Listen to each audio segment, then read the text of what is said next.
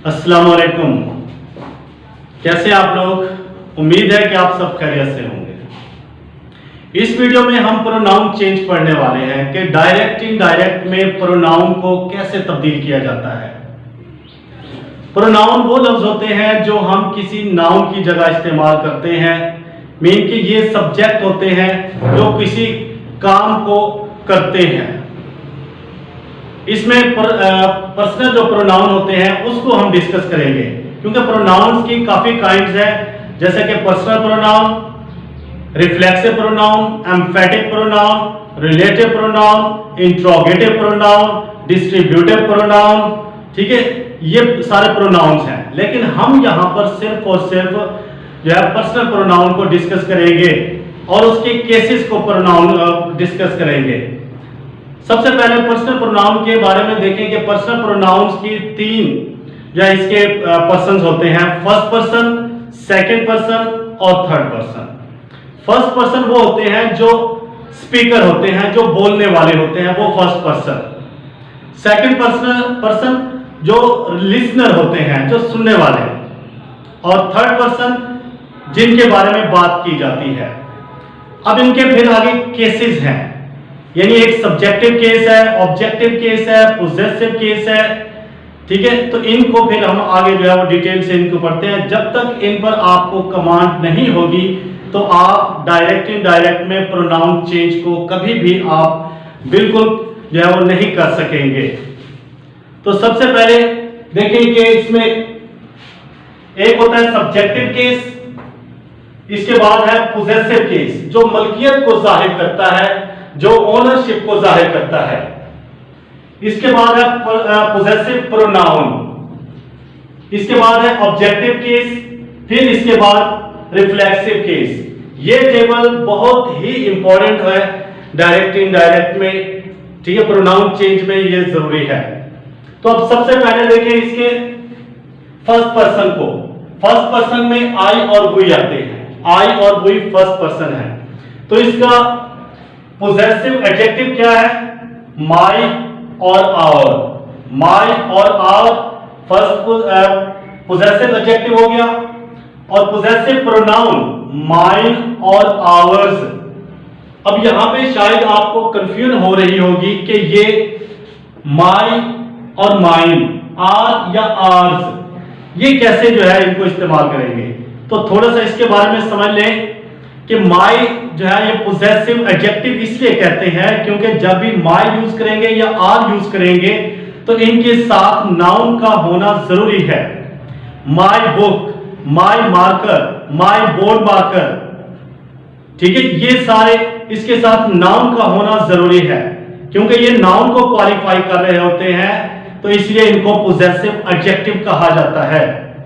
इसके बाद माइन जो है ये इनके साथ नाउन का होना जरूरी नहीं है कि जिसको ये रिप्रेजेंट करें, तो इसलिए डायरेक्ट ये mine, this board marker is mine. ठीक है, तो ये माइन आर्स इसलिए हम इस्तेमाल करते हैं। इसके बाद है ऑब्जेक्टिव केस। ऑब्जेक्टिव, आई का ऑब्जेक्टिव मी, वी का ऑब्जेक्ट अस। इसके बाद रिफ्लेक्सिव प्रोनाउन कैसे बनते हैं? रिफ्लेक्सिव यानी माई और आवर, इनमें हम सेल्फ या सेल्फ्स का इस्तेमाल करके इनको हम रिफ्लेक्सिव प्रोनाउन बना देते हैं। ठीक है, अब देखिए माई के साथ हमने सेल्फ का इस्तेमाल किया तो माई सेल्फ, आर के साथ सेल्फ्स इस्तेमाल किया प्लूरल के साथ तो आर सेल्फ्स हो गया। इसी तरह सेकंड पर्सन के भी प्रोनाउन सुन लें कि ये सब्जेक्टिव केस इसका यू है, पोजेसिव केस योर है और पोजेसिव, ठीक है, पोजेसिव प्रोनाउन जो है वो क्या कहलाएगा? योर्स, और फिर ऑब्जेक्ट भी यू होता है। इसके बाद इसका योर सेल्फ और योर सेल्व्स रिफ्लेक्सिव प्रोनाउन कि योर सेल्फ जो है वो जब कोई सिंगुलर होगा, एक होगा तो सेल्फ यूज करेंगे, जब ज्यादा लोग होंगे तो योर सेल्व्स इस्तेमाल करेंगे। इसके बाद थर्ड पर्सन के बारे में देखेंगे। थर्ड पर्सन में सब्जेक्टिव केस में ही, शी, इट और दे, ये सब्जेक्टिव केस है कि ये एज अ सब्जेक्ट इस्तेमाल किए जाते हैं किसी भी सेंटेंस के अंदर। इनके पोजेसिव केस देखें, he का his, she का her, it का its, their they का their। इसके बाद possessive pronoun, कभी his आएगा, hers आएगा, its आएगा, theirs आएगा। और इनका जो ऑब्जेक्ट होगा वो he का him, she का her, it का it, they का them ऑब्जेक्ट बनता है। इसके बाद आ जाता है रिफ्लेक्सिव प्रोनाउन, he का himself, she का herself, it का itself, they का themselves। ये इनके प्रोनाउंस है बेटा। तो इनको जब तक आप इन पर कमांड नहीं रखते तब तक आप इन पर जो है सही तरह आप प्रोनाउन का इस्तेमाल सीख ही नहीं सकते। अब हमने देखना है कि फर्स्ट पर्सन डायरेक्ट इनडायरेक्ट में, डायरेक्ट में ठीक है से इनडायरेक्ट करते वक्त किस तरह आता है, किस तरह हम इनको चेंज करते हैं, सुनिएगा। नंबर 1 पे है फर्स्ट पर्सन। फर्स्ट पर्सन में कौन सा होता है? ये first person I and we. I and we are changed according to the subject of reporting speech। Reporting speech जो कॉमास के बाहर होती है, ठीक है, अगर फर्स्ट पर्सन है आई और वी तो उसको बाहर के सब्जेक्ट मुताबिक तब्दील करेंगे। अब देखिए जी second person. Second person you is changed according to the object of reporting speech. कि यू जो कि सेकंड पर्सन होता है इसको हम रिपोर्टिंग स्पीच यानी जो कॉमास के बाहर है उसके ऑब्जेक्ट के मुताबिक तब्दील करेंगे, ठीक है। इसके बाद है थर्ड पर्सन। थर्ड पर्सन में ही, she, it, they or any name, कोई सा भी नाम हो वो थर्ड पर्सन कहलाएगा। तो इन थर्ड पर्सन को हम चेंज ही नहीं करते, एज इट रहने देते हैं। ही है तो ही रहेगा, शी है तो शी रहेगा, इट है तो इट, दे है दे। और अगर कोई नेम है तो उसकी जगह हम ही या शी यानी कोई प्रोनाउन यूज कर सकते हैं या फिर उसी नाम को हम एज इट रहने देंगे। अब इनको एग्जांपल के साथ देखिएगा कि she said to me I will go for a walk. एक बात याद रखिएगा कि रिपोर्टिंग प्रोनाउन में कोई तब्दीली नहीं होगी, खा वो ऑब्जेक्ट हो या सब्जेक्ट हो, वो एज इट रहेंगे। हमने चेंज करनी होती है रिपोर्टेड स्पीच का प्रोनाउन, ठीक है। अब देखें कि शी सेड का शी टोल्ड मी दैट। अब आई है, आई फर्स्ट पर्सन है तो इस फर्स्ट पर्सन को बाहर के सब्जेक्ट के मुताबिक तब्दील करेंगे। जैसे कि मैंने यहां बताया कि I and we are change according to the subject of reporting. तो ये है रिपोर्टिंग का सब्जेक्ट। तो आई फर्स्ट पर्सन है, इसको इसके मुताबिक तब्दील करेंगे तो यहां पे वही शी आ जाएगा कि she would go for a walk. अब एक और सेंटेंस देखें। Maria said we made a cake with jam. अब इसमें देखें कि मारिया एज इट रहेगी कि मारिया का मारिया सेड दैट।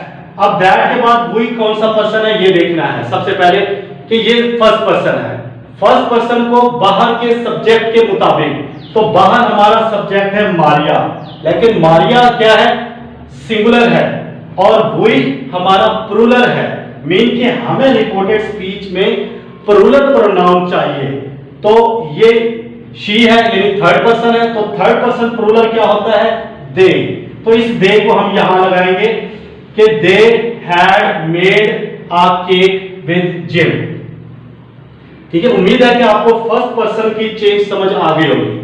अब नेक्स्ट चलते हैं सेकंड पर्सन किस तरह हमने तब्दील करना है, यानी यू अगर रिपोर्टेड स्पीच में आ जाए तो उसको हमने किस तरह तब्दील करना है देखें जी।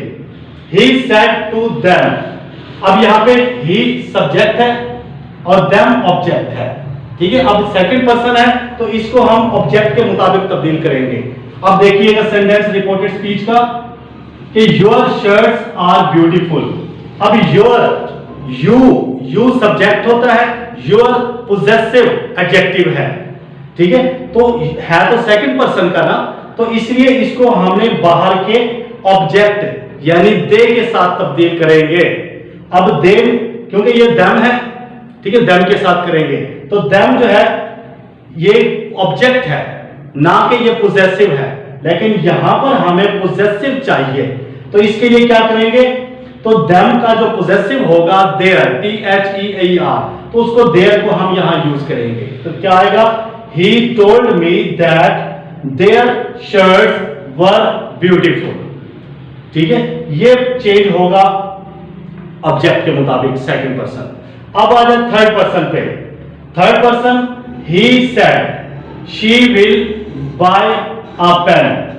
अब he भी थर्ड पर्सन है जो कि रिपोर्टिंग स्पीच का सब्जेक्ट है, और यहां पर जो रिपोर्टेड स्पीच का जो सब्जेक्ट है वो भी थर्ड पर्सन है। इससे कोई असर नहीं पड़ता कि यहां तक जो सब्जेक्ट है कोई भी हो, फर्स्ट पर्सन हो, सेकंड हो या थर्ड हो, इसमें कोई इशू नहीं। हमने देखा है यहां पे रिपोर्टेड स्पीच में, तो रिपोर्टेड स्पीच में हमारा जो सब्जेक्ट है वो थर्ड पर्सन है। तो थर्ड पर्सन मैंने आपको यहां पे बताया हुआ है कि third person he, she, it, they or any name, no change, इसको हम तब्दील करते नहीं, एज इट रहने देंगे।